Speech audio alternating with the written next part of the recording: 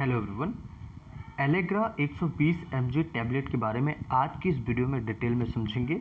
अगर आप किसी मरीज को देते हैं, उस मरीज को ऐसी दवाइयाँ देने के बाद उसको नींद आती है या इस दवाई का यूज क्या होता है, कब देनी चाहिए, कैसे देनी चाहिए, छोटे से वीडियो में डिटेल में सारी जानकारी समझेंगे। वीडियो को पूरा ज़रूर देखिएगा। अगर आपका कोई प्रश्न है तो आप मुझे कमेंट करके ज़रूर पूछ सकते हैं, ज़रूर पूछिएगा।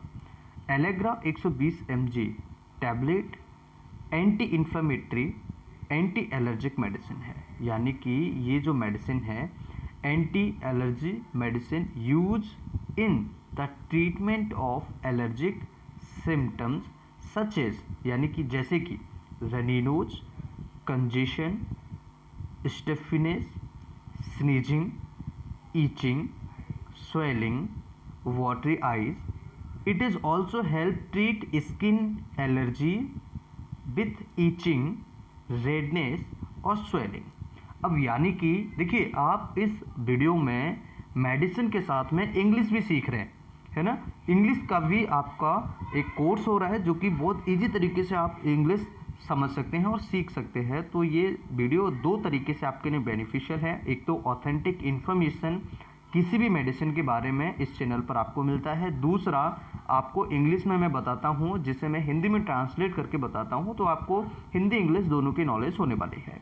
अब ये मेडिसिन जो है, सबसे पहले ये एंटी एलर्जिक मेडिसिन है और इस मेडिसिन को हम कहाँ कहाँ पर यूज करते हैं, एलर्जिक सिम्टम्स में, सच है जैसे कि रनी नोज, यानी कि जिनको नाक से पानी आता है, दूसरा जिनको कंजेशन और स्टफीनेस होती है, जिनको कंजेशन होता है नाक के अंदर, जिनको लगता है कि बहुत ज़्यादा बलगम टाइप का बन रहा है, इकट्ठा हो रहा है, और जैसे स्टफीनेस जिनको देखने को मिलती है, स्नीजिंग, ईचिंग, यानी कि जिनको खुजली होती है, जिनको छींकें बहुत ज़्यादा आती है, जिनको स्वेलिंग होती है, इस तरह की बीमारियों में इसका यूज किया जाता है।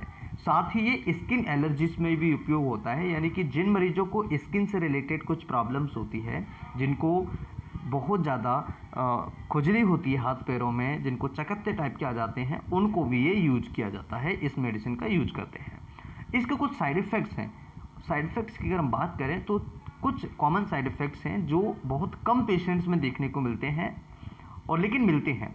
तो most side effects do not require any medication attentions and disappear as your body adjusts to the medicine. Consult your doctor if they persist or if you are worried about them. इसका सीधा मतलब ये है कि वैसे तो कोई medicine का रिएक्शन बहुत कम होता है, इतना ध्यान देने की ज़रूरत नहीं पड़ती है, लेकिन जब ये रिएक्शन या जब इसके साइड इफ़ेक्ट्स आपको लंबे समय तक रहें तो आप अपने डॉक्टर से एक बार ज़रूर कंसल्ट करें, या आपको अगर लग रहा है इसके बारे में, अगर आपको चिंता हो रही है तो आप ज़रूर इसके बारे में आप डॉक्टर से कंसल्ट करें।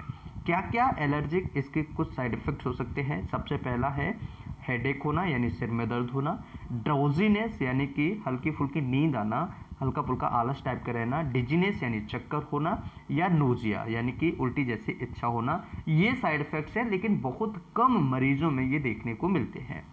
अब अगर बात करें कि मेडिसिन काम कैसे करती है, बहुत ज़्यादा है इस चीज़ को समझना, बहुत ज़्यादा ज़रूरी है ये चीज़ समझना, क्योंकि ये मेडिसिन काम कैसे करती है, कैसे पता लगाए। और इस दवाई के अंदर कौन सा ड्रग है? इस दवाई के अंदर ड्रग है फिक्सोफेनाडिन हाइड्रोक्लोराइड, राइट। तो फिक्सोफेनाडिन हाइड्रोक्लोराइड कहाँ पर जाके काम कर रही है, इस बात को समझना हम मेडिकल स्टूडेंट के लिए बहुत ज़्यादा ज़रूरी है। अदरवाइज हम तीर चलाते रहेंगे और निशाना लगेगा नहीं, तो इस बात को समझना बहुत ज़्यादा ज़रूरी है। Allegra 120 mg tablets belong to class of medicine called antihistamine. अब देखिए, वहाँ पर हम एंटी एलर्जी समझ रहे थे और यहाँ पर हम एंटी हिस्टामिन समझ रहे हैं। अब एंटी हिस्टामिन का मतलब होता है जो हिस्टामिन रिलीज हो रहा है अनयूजुअली, उसको रोकना, तो ये एंटी हिस्टामिन हो गई। अब एलर्जीज में उपयोग हो रही है, इसलिए हमने एंटी एलर्जीज बोल दिया, right.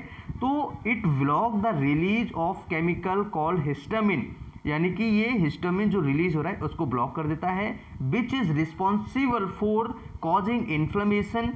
It is associated symptoms such as itching, redness, swelling and irritation.